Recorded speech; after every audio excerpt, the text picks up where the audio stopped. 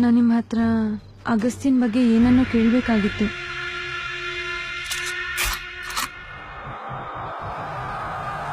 Exam ಹಾಲಿನಲ್ಲಿ ಭಯ ಇರೋನ್ಗೆ ಪಕ್ಕದೊಂದ್ paper ನೋಡ್ಕೊಳಕ್ಕಾಗಲ್ಲ. ಧೈರ್ಯ ಇರೋನ್ಗೆ ಟೆಕ್ಸ್ಟ್ ಬುಕ್ ತಂದ್ರೂ ಹಿಡಿಯಕ್ಕಾಗಲ್ಲ.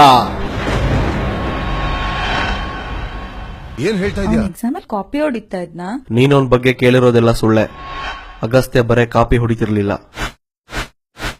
ಇಡೀ ಟೆಕ್ಸ್ಟ್ ಬುಕ್ ನ ಇಳಿಸ್ತಾ ಇದ್ದ. ಅವನ್ ಕೆಲವು ಸಬ್ಜೆಕ್ಟ್ಸ್ ಅಲ್ಲ, ಇಡೀ ಎಕ್ಸಾಮ್ನೇ ಕಾಪಿ ಹೊಡೆದಿದ್ದಾನೆ.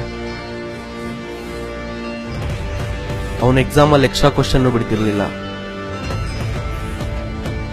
ಆದ್ರೂ ರೋಲ್ ನಂಬರ್ ಕಾಪಿ ಹೊಡಿತಿರ್ಲಿಲ್ಲ.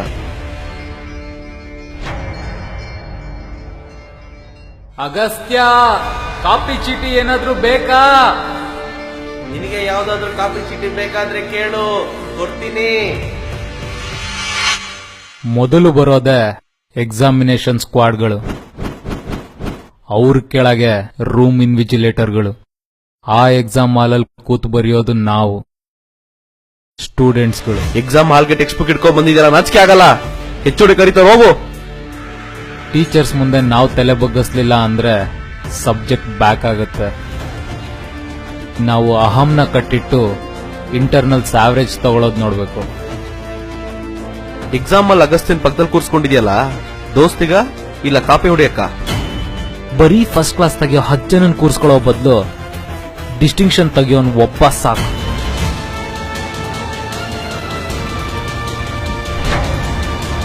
ನೀನು ಟೀಚರ್ಸ್ ನ ನೋಡ್ದೆ, VTU ಸಿಲೆಬಸ್ ನ ನೋಡ್ದೆ. ಇಲ್ಲಿ ಬಕೆಟ್ ಹಿಡಿದ್ರೆ ಇಂಟರ್ನಲ್ಸ್ ಅಲ್ಲಿ ಆವರೇಜ್ ಕೂಡ ಸಿಗೋದಿಲ್ಲ. ಕಾಪಿ ಹೊಡೆದ್ರೆ ಟಾಪರ್ಸ್ ನ ಹಿಂದೆ ಆಗ್ಬೋದು.